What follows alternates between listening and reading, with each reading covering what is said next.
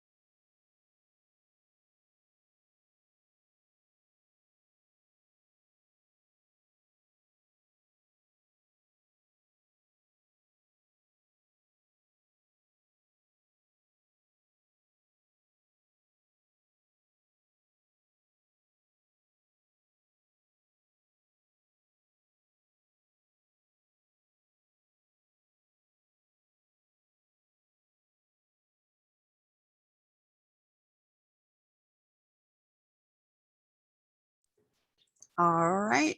Mario, do you want to get things started and we'll end this poll? Okay, great. Welcome, everyone.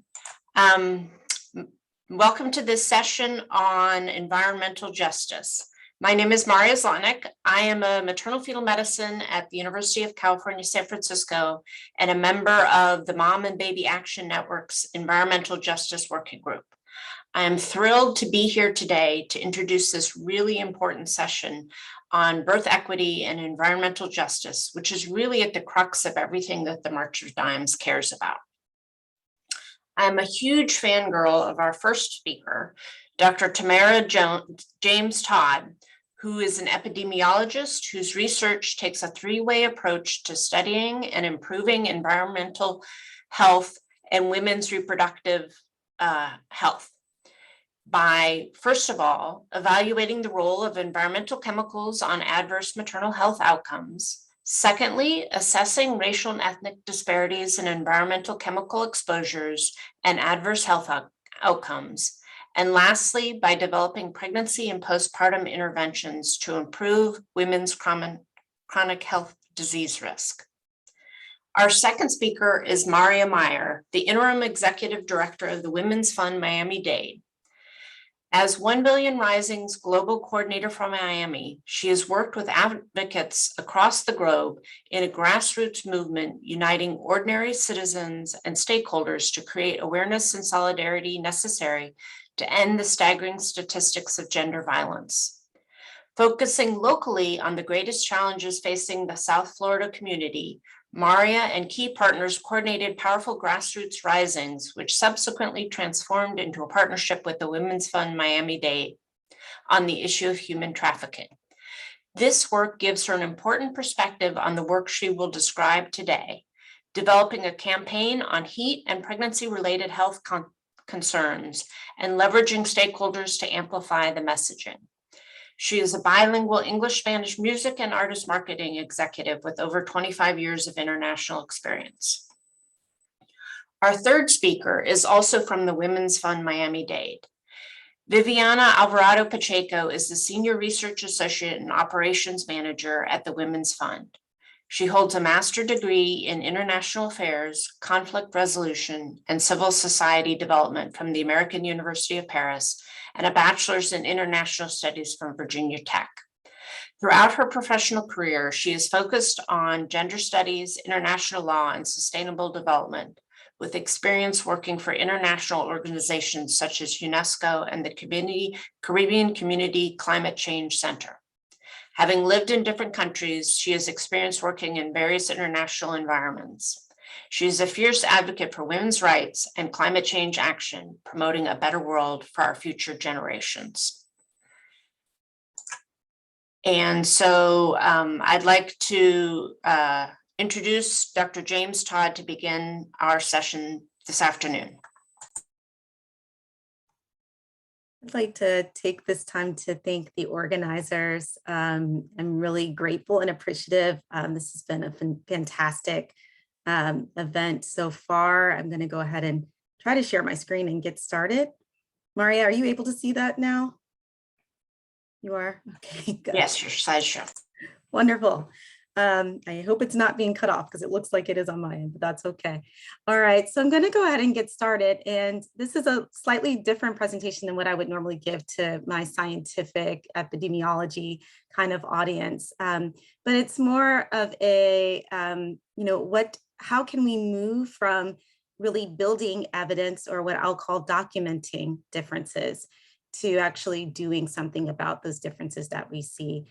And that ability to do so is really at the crux of environmental reproductive justice. I want to start by making sure that we're all on the same page. And so I want to start with some definitions that are key for this presentation, and really for thinking about environmental justice and what that really means in the context of a variety of things, but including our health.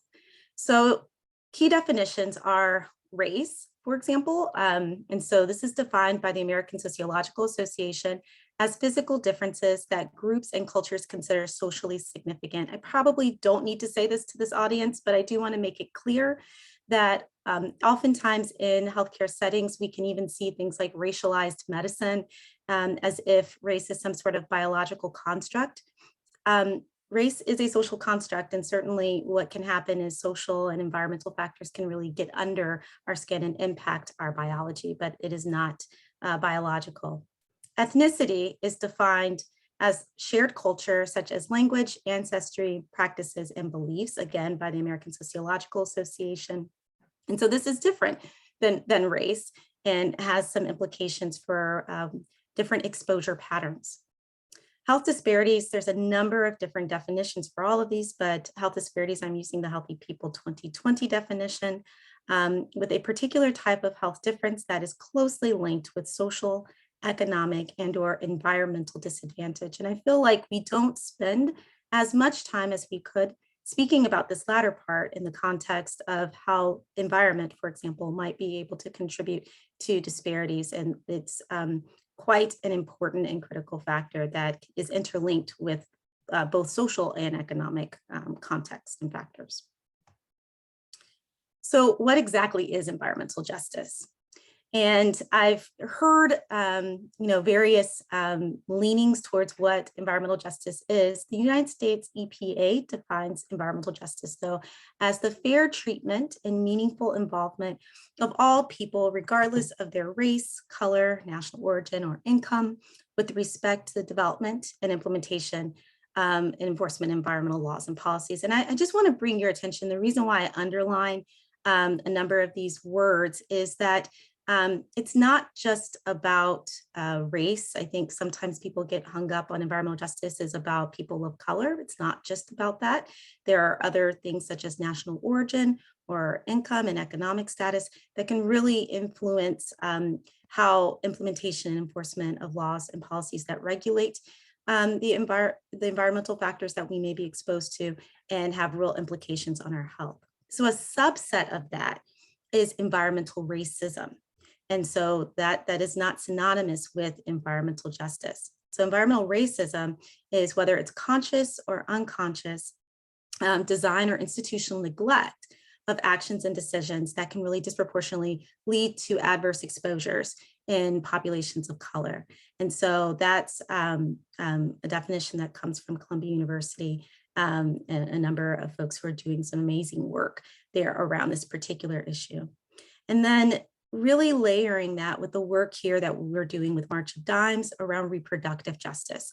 And so thinking about that specifically defined by, in our own voice, Black Women's Reproductive Justice Agenda, the human right to control our sexuality, our gender, our work, and our reproduction. And so ensuring that everyone has the ability to have a healthy pregnancy. So again, I'm sure this group doesn't need to kind of look at this, but I just want to draw attention to the fact that there are many determinants of health, ranging from things that I study as an environmental reproductive epidemiologist, focusing in specifically on the environment, but also thinking about geography, behavior, even social conditions and policies, and their interplay with genetics, and really that intersectionality of all of these things, because we're really thinking about this in the context of our health is impacted by all of these different factors. And so in the context of health disparities, and particularly reproductive health disparities, we think about this in a way that there are different groups of people that may be disadvantaged or less advantaged compared to more advantaged groups. And here what I'm showing you is across the really reproductive life course, where you see that a disadvantaged group has many more risk factors. This can include things like environmental factors like air pollution, endocrine disrupting chemical exposure, or even adverse exposures to climate change factors such as high temperature or extreme cold. And they have much fewer protective factors. So housing that is safer access to safer products and other things. So really thinking about what happens when you have fewer of these protective factors and many more of these risk factors.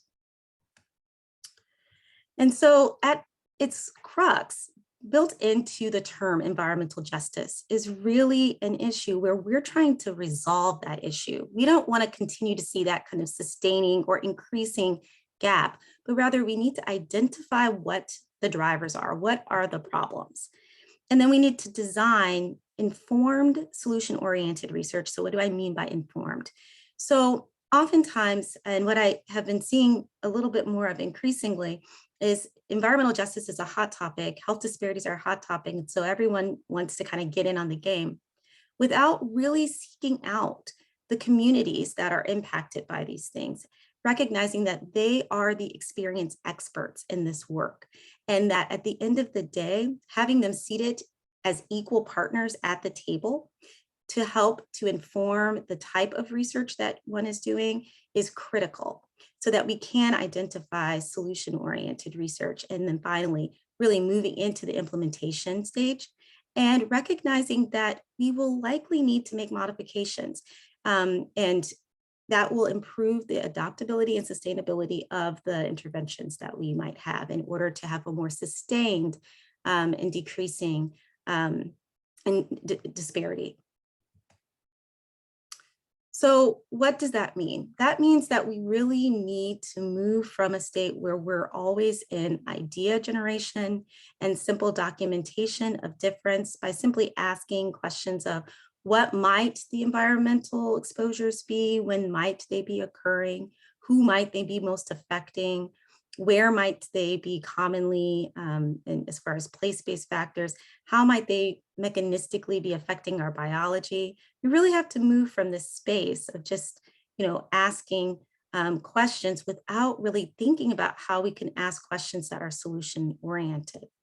So that once we've documented things, we start moving into disseminating that information, not just, in our journals, but really thinking about how we can get that into the hands of the key stakeholders that are going to be helping us to make these changes. And that's certainly happening, even as we listened earlier today to Lauren Underwood, Representative Lauren Underwood.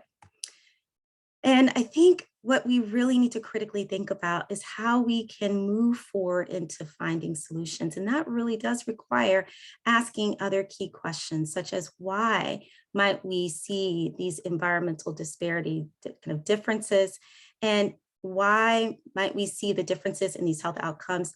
And so what? Is there a connection between the environmental factors that we see differing and the health outcomes such as preterm birth, and what can we do about those? And it's in those questions where we can really build trust with our communities that we're working with and really ensure that we have key stakeholders at the table that can help to develop those interventions. So in thinking about that, I think it's key to think about really what I call a translational approach to environmental health disparities. So implicit in environmental justice is that there is some sort of health disparity. And in my field, we spend a lot of time looking at how an exposure and a health outcome might exist.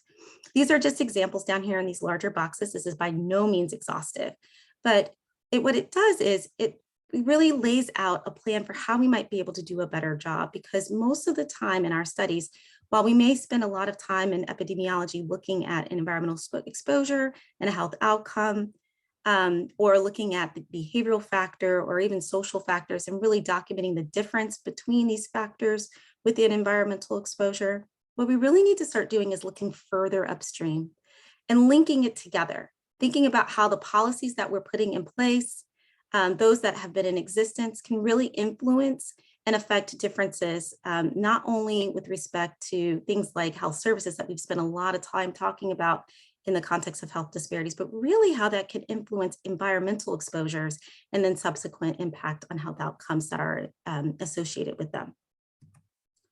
So to give you some examples, things like historic redlining. You may not think that this is an environmental factor, but indeed it is. In fact, when you look at things like historic redlining, and for those of you who are not familiar with this, this was a US policy that occurred mid-1900s, where certain sectors of land were not allowed, would not allow mortgages for certain populations of people, including Black individuals and immigrants.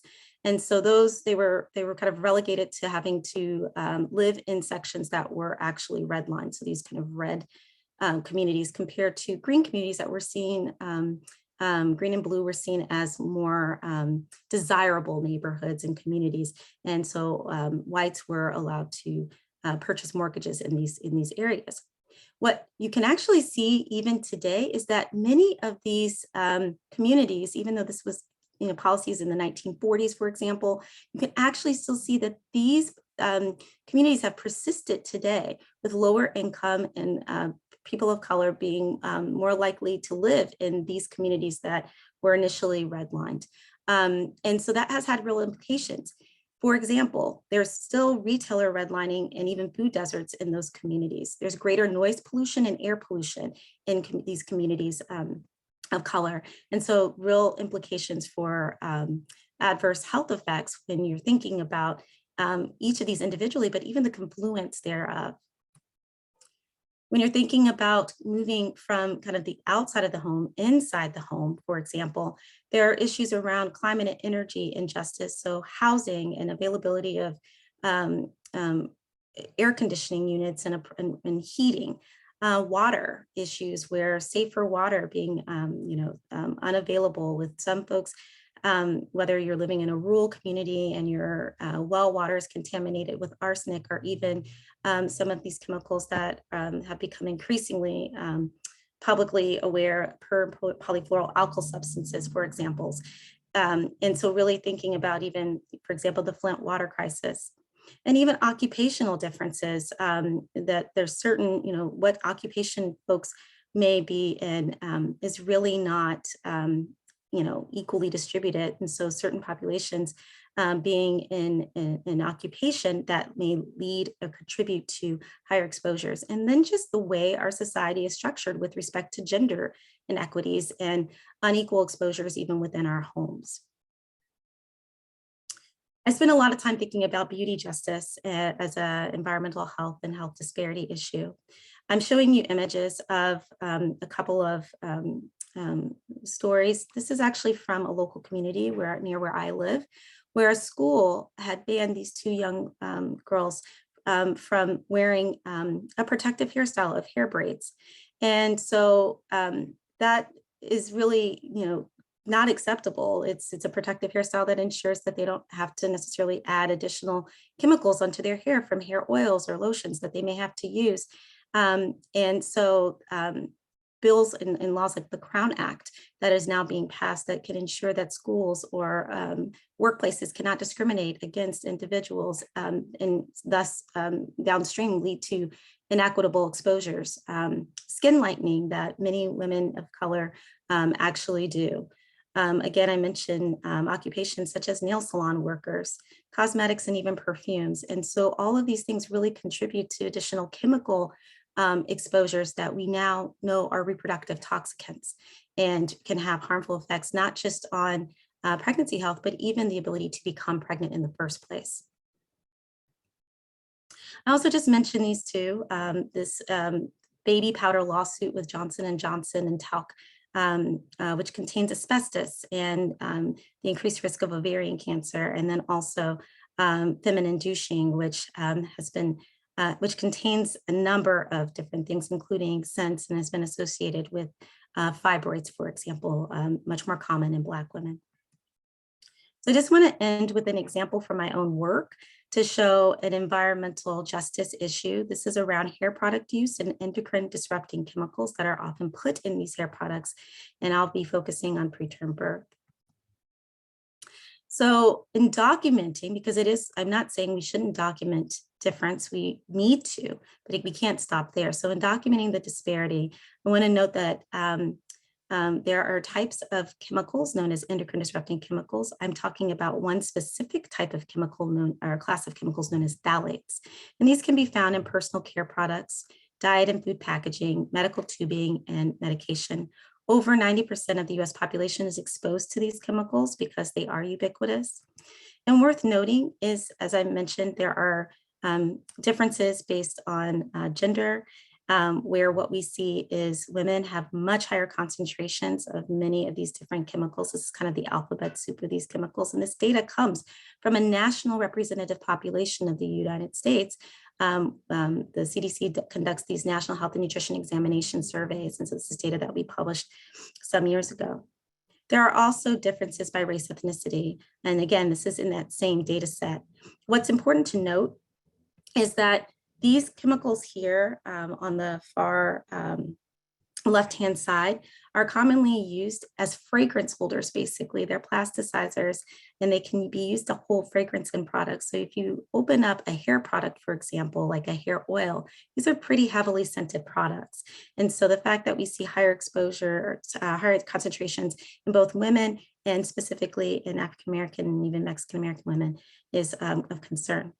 So the importance of documenting that difference too is that phthalates are associated with a variety of reproductive outcomes as well as metabolic outcomes, ranging from infertility, early puberty, and as well as preterm birth and a variety of other things. So just really worth noting that, wow, there's something going on with respect to higher exposures in women, particularly women of color, and these chemicals are linked to a variety of reproductive outcomes, including preterm birth, which you've seen in the previous session is quite disparate with respect to Black women compared to other groups. So what does that mean? So one of the studies that had been conducted was spoke to the fact that maybe that difference was coming from hair product use and differences in exposure patterns. And this is from work that we did where we showed that indeed hair oil use and in fact all sorts of hair product use is much more common among African American and African Caribbean women compared to other racial ethnic groups. And this is data from the Greater New York Hair Product Study. When you look at the back of these products, the ingredients, which by the way, the US Food and Drug Administration, it does not require companies to fully disclose the content of each of these hair products or any of these kind of personal care products. And so you don't know what's actually completely in the product, but what you will note is things like phthalates and parabens, for example, are labeled. And so you can see something like fragrance on the back of the product, which might be synonymous with these phthalate chemicals that I'm talking about. So there are all sorts of health effects that I'm showing here on this slide. And this is from data that that came from our Greater New York Hair Product Study and was published by Silent Spring Institute. Of concern is that this has real health effects. So I'm showing you data that we published where we actually looked at if you take the hair product and you actually put it on and use a hormone assay, hormone receptor assay to see whether or not it upregulates or downregulates the hormonal action. And what you see here in blue and red is that either these hair products that are able to be purchased, they're still on the market, they're available at our local stores, can either upregulate things like the estrogen receptor and its activity or downregulate that either as an agonist or antagonist. And that's concerning. Something that I'm purchasing on the shelf should not be able to impact my health in that way. And so we looked at the association between hair product use and preterm birth because preterm birth is a hormonally mediated condition. And what we found was when we looked across pregnancy, we asked multiple times across pregnancy hair product use, and specifically hair oil use. Again, these products are very fragranced. In late pregnancy, daily use of hair oils was associated with an 8-day earlier delivery in one of our studies. And so that, again, quite worrisome that we're seeing this, and this was funded by March of Dimes. So what can we do about it? So we can't just stop there and by documenting the difference. So some of the things that we're doing is we're improving the environmental health literacy of our healthcare professional workforce. And so we're actively recognize that the environmental health is not a part of the medical school curriculum, that physicians may have limited awareness and healthcare professionals may have limited awareness about environmental chemicals. This is really an opportunity to intervene. And so we have a number of courses and other educational tools that are under development right now, with the ability to actually design an intervention that will be able to evaluate environmental health literacy following these courses. We also recognize that improving and increasing environmental health literacy among community members, again, similar story, limited awareness around these consumer product chemicals. It's assumed that if it's on the shelf, it's safe for you. That's not true. That's not the way our policies work in this country. And so being able to design and have community education advocacy events, these are some examples of work that we're doing in our farmers markets here in the Boston area, as well as social media campaign that we've launched and some train the trainers that we've done previously and are in the works now. We also noted that there were differences with respect to product availability and safer product availability. On the y-axis here, where it says risk score, this is the Environmental Working Group Skin Deep Risk Score. The higher that number is, the worse off those products are. We collected data on shampoo, conditioners, and other hair products on over 1,400 different products. And what we found was in lower income, more minoritized communities, they had much higher average risk scores. In other words, more of the products were more harmful, more toxic with respect to these chemical contents compared to wealthier, less minoritized population communities. And so that's really worrisome when you can't even in your local community access safer products. And I get the question a lot, oh, well, people buy online. Actually, there's been some really nice data analyses done where we still see that the majority of personal care products are not purchased online. They are indeed purchased in local communities and stores. And then lastly, we're doing some business and really thinking about businesses and their role in environmental health literacy, recognizing that they can often be a forgotten stakeholder. And so figuring out what the incentives are for business owners to improve environmental health literacy, improving brand awareness for safer products. We're so grateful for our partner, our recent collaboration with The Honest Company, who's really working with us on trying to improve brand awareness within some of our environmental justice communities and doing some intervention development in that space because they are key stakeholders and they can improve, as far as this retailer redlining, being able to improve and reduce inaccessibility of safer products. And some other things that we're doing, I mentioned chemicals a lot, but we are working in the metals world.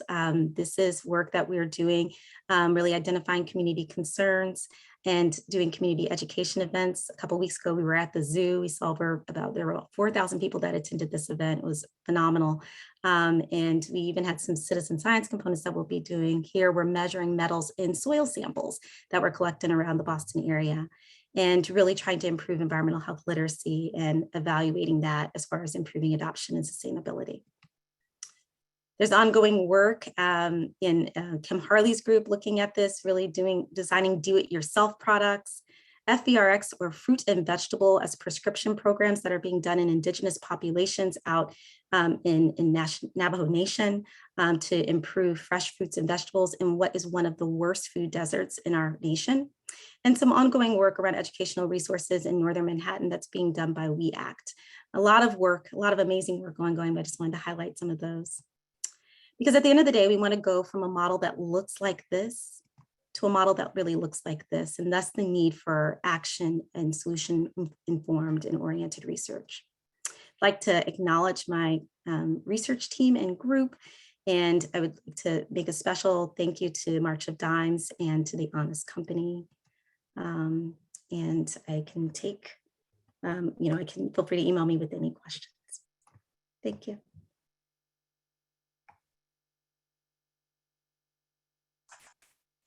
Thank you, Dr. James Todd. Maria and Viviana, you're going to share your slides? That was an outstanding introduction. That was terrific. Thank you so much. And I have to make everybody laugh with me. This is definitely the one and only time I've ever shared a screen with another Maria. So this is another terrific first. We thank you all for your invitation today. My name is Maria Meyer from the Women's Fund Miami-Dade, and I'll let Viviana introduce herself.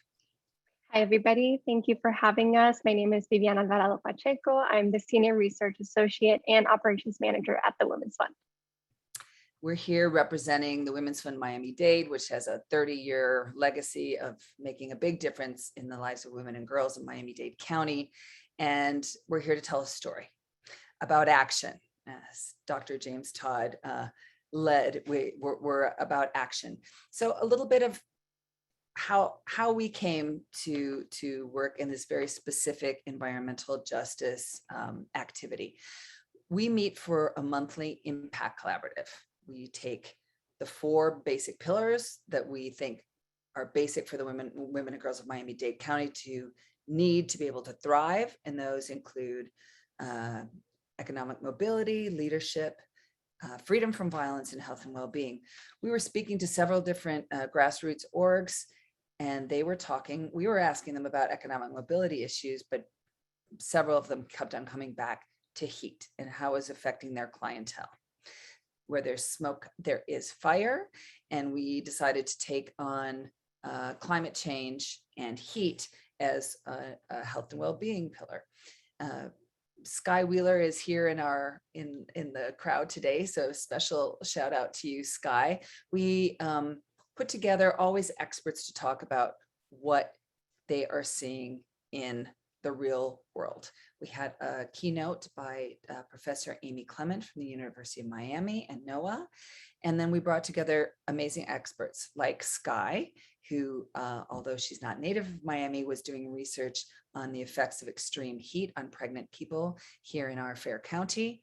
Dr. Cheryl Holder, who has an amazing TED Talk on health. I highly recommend it to you all. Mayra Cruz, who works in climate resilience, and somebody from the city of Miami. We brought them together to ask what was going on with heat and women's health. Viviana, if you want to go forward, what we realized is that the information that came forth from these experts was so tremendous that we were invited as the Women's Fund to present to the City of Miami Climate Resiliency Committee that supports the City of Miami Commission and Mayor. And I went ahead and presented with Sky Wheeler. And we came with the following recommendations, which I'll go through. I know we're short on time, so I'm going to fly through them. And my apologies for the Speedy Gonzalez, but here we go. We looked at the specific effects on pregnancy health and called the City of Miami to do something about it with a strong focus on equity and health impacts, including pregnancy and pregnant people in their plans, outreach to vulnerable populations, and critically, how we can all work together for collective impact. On to the next slide, we have what we were able to achieve. Thank heavens that people show up and listen. We have a City of Miami chief emergency response officer. And he said, yes, you're absolutely right. We should have put a pregnancy lens on our heat advisories. Please call us. And we did. We worked together with this gentleman who has his doctorate in nursing and put together a group to put together the messaging. And I'm going to let Viviana take it from there for this next portion. So from that, we really understood that we had the City of Miami's attention, and this was our moment. So what we did is we put together a monthly call, and we named it the Heat Messaging Team. And what it was 15 members from a bunch of grassroots organizations, people that were really seeing the problem and knew what we could do, what we should be doing about it. And from there, we put together these messages and who we thought should be included in these vulnerable populations. And it included people and from really local like Catalyst Miami to more national organizations such as Human Rights Watch. So from there, we had really great outcomes come out of this team. And one of them was actually upgrading the City of Miami emergency management page to include language on vulnerable populations that were previously being excluded. And especially, we were super proud of this little two segments here, which included pregnant people and maternal health on extreme heat. So we were able to include babies, children, and pregnant people into these vulnerable groups that were being left out before. So of the things that the Women's Fund Miami-Dade is famous for, we're good at public awareness campaigns. It is part of our wheelhouse. We were the official Stop Sex Trafficking campaign leaders for the Miami Super Bowl. And we have imaging that is known to be sticky and collaborative.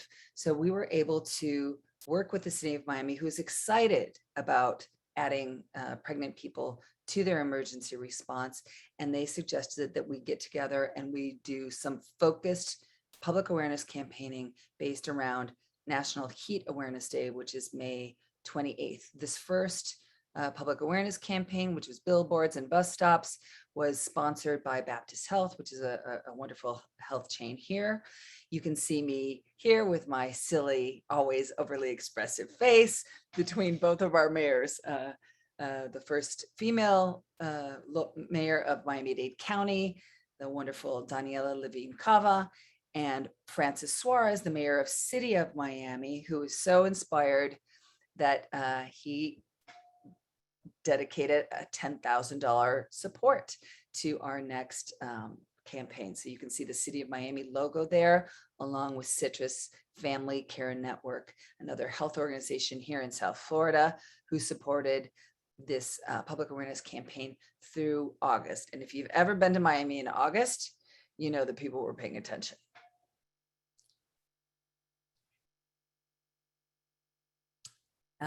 We have 3 local languages that are predominant here. We have English, Spanish, and Creole. It's very important to go to where people are, as you highlighted, Dr. James Todd. And this is one of the ways that we do so. And another way, and I'll mention that, is we decided that there wasn't really a page, especially an online resource for people to go, where they could get all of the information that they needed when exposed to extreme heat. So we decided, okay, we're going to build it ourselves. And so that's exactly what we did. We built an online resource for heat health. This includes a much larger and broader population and vulnerable populations. It's not just specifically for pregnant people, but especially for women, because we're putting on our gender lens, as Maria loves to say, and we're making sure that women and girls are recognized that they are affected differently. And so here you have a little bit more information of what you can do and what you should know about it. And our goal is to also expand this work. So for this coming year, our hope is to really include community resources, including resources on how to pay your electricity bill. How do you make your home more efficient without having to bear a very big cost? And there are different county resources that can help us with that, as well as where can you find cooling centers? As you know, a lot of people don't know about them, and they're a great way to stay cool during the summer months. So we are conveners and collaborators. We're really good at putting on that gender lens, like Ruby said, and I do love to say it because many lenses need to be put on when we're looking at the community needs, and this is one of them. We're missing a lot of things, like adding pregnancy to our emergency response. We have a very energetic, small but mighty team, but we need bandwidth, of course, to take that message further. We leverage with our community partners. We're all about collaboration. And so moving forward, our dream is to get the funding to not only continue to pilot this locally, partnering with organizations like Citrus and Catalyst Miami for them to go out to their constituencies with all of this messaging, to the Haitian American Association, to many of the Latino communities. There are many, many different partners that we work with, and we hope to provide with resources to be able to continue to take this message and build it on further. We did, go ahead, Viv. We did realize that it was difficult to get the public health postings of the adding of pregnancy in the extreme heat messaging, because that's done by the state here in Florida. So we did not have local leverage. So what we were suggested to do, and which we followed suit, we joined the Healthier Miami-Dade coalition, which is many organizations like many of yours, I'm sure, gather here together to look at how we can make our county a healthier place. There we were lucky to meet March of Dimes Tanisha Event, who has been a terrific new community partner. We are working with her. She's invited to, she's spoken on our last Impact Collaborative, and we're working together to try and get this messaging, which is cutting edge and it's new. A lot of people don't understand.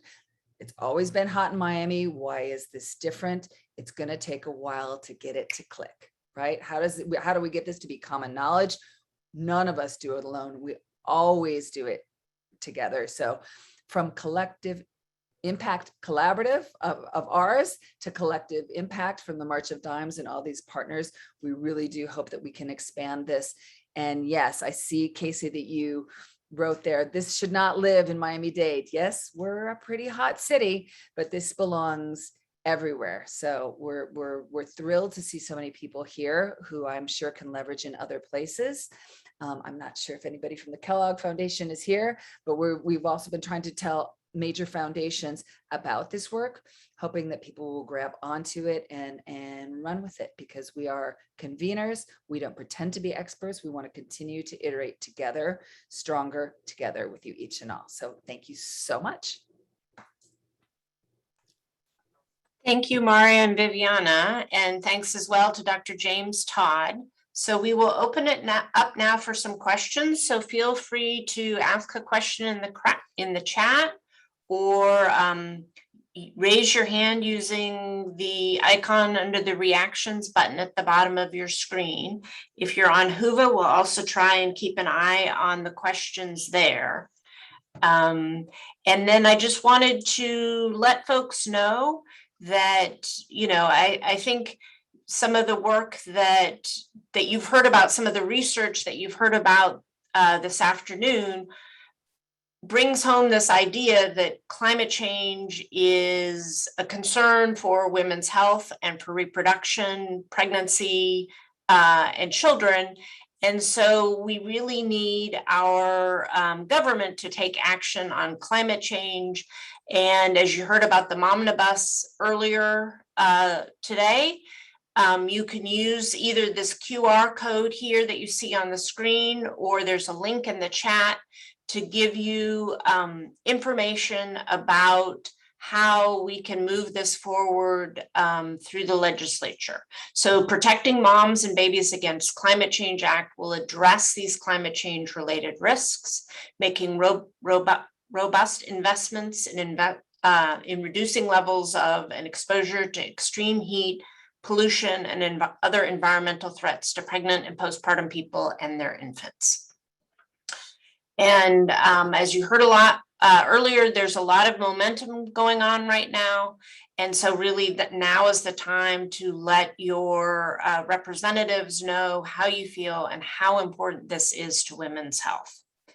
So with that, if I can get our panelists on, and we will start with some questions. So my first question coming from the Whova chat, and I think this is aimed at you, Dr. James Todd. the asker says they're curious to learn more about lead and other toxic pollutant exposure and how they impact preterm birth, and then some strategies on how to reduce impact. Yeah, so there are many metals that impact preterm birth and other pregnancy-related complications, including lower birth weight, small for gestational age, and so on. Some of the studies that have done this work have looked not only at lead, but also at other metals like cadmium, arsenic, and so on. And so this, I think, is of concern, particularly where we know that there are communities that may be more impacted by these particular types of exposures. And so I think some strategies, we were just talking about this a couple of weeks ago at one of our events. People will ask the question, well, where does lead come from? So, you know, again, the Flint water crisis, I think, is high on people's mind, high in concern, but there are other sources of lead and other types of metals. And so not just lead, but in thinking about, for example, soil. And so how can you maybe reduce exposure from soil? Where is it coming from? If it's in our soil, well, it's coming from air pollution. So, you know, when something like buses or other kind of dirty vehicles are driving down the street, that those pollutants go into the air, they settle into the soil. People walk around, they track that into their homes if they don't remove their shoes. So removing your shoes, for example, using doormats, for example. Sunflowers, so planting sunflowers, if you have a garden, sunflowers actually absorb lead. And so those are some ways, some suggestions. And then certainly there's various, you know, being cognizant of the water reports that come out and speaking to your local bodies, to, you know, governing bodies around those types of things. But air purifiers and other things can also be helpful and useful, because we spend 90% of our time indoors and not outdoors. Thank you. Thank you for that sort of practical advice that I think any of us can put to use. Another question we have from the chat, and I think, again, this may be aimed at you, Dr. James Todd, but I'm happy to have Maria and Viviana weigh in as well. Any tips on communicating these environmental risks to the community without adding excessive additional stress? How do we balance between information and fear?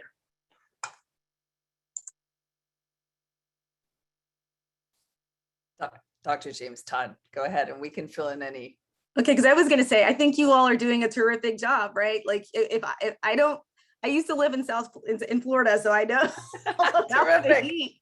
And, how about it? I'll take it first then, and you can clean up after. Okay. Sounds good. We never leave people hanging. We always do what you should know and what you can do. We've been doing that since we started with freedom from violence issues, and we take it as the absolute essential thread all the way, because who needs more cortisol, right?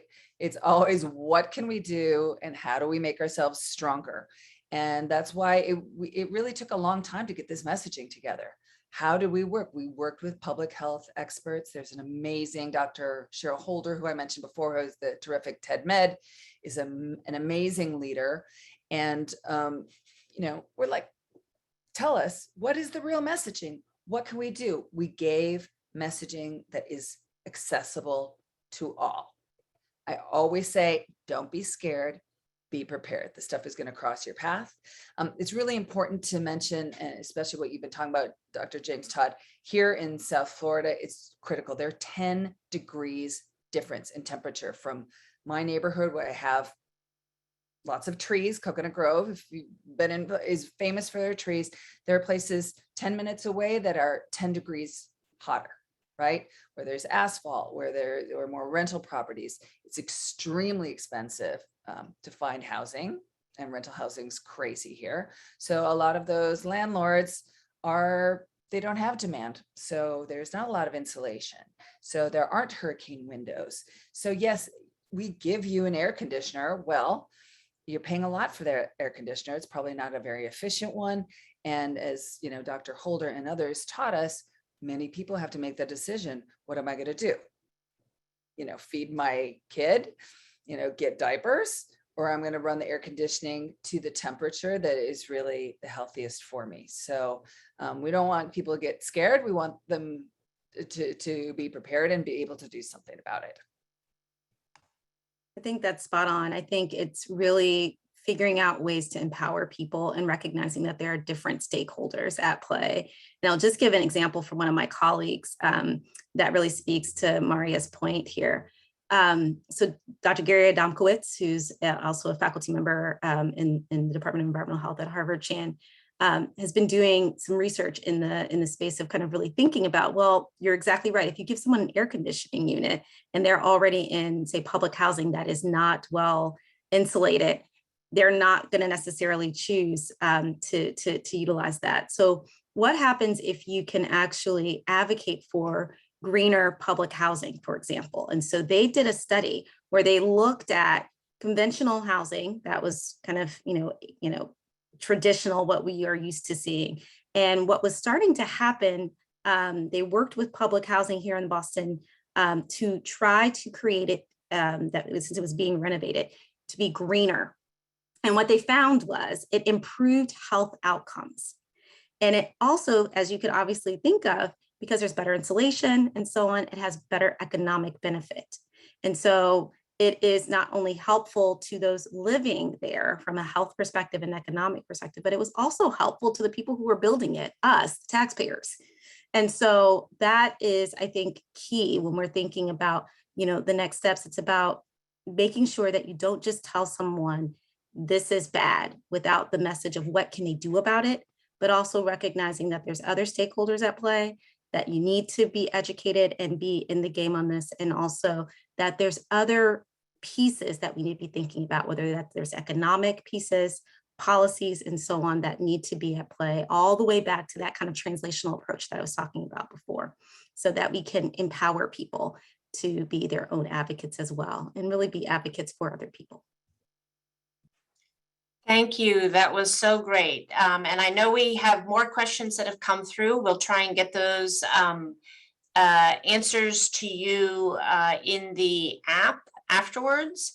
But I would invite everyone to go to the keynote session, which will start at 5 minutes after the hour. And then after that, we're going to have some roundtable discussions, so that if you really want to learn more about some of these individual topics and ways to get involved, we really encourage everyone's involvement, because as you can see, there's a lot of energy right now, and there are ways that we can sort of work together to solve multiple problems by addressing some of these inequities and environmental injustices. So thank you all very much for coming to our session, and we hope to see you in the rest of the sessions later this afternoon.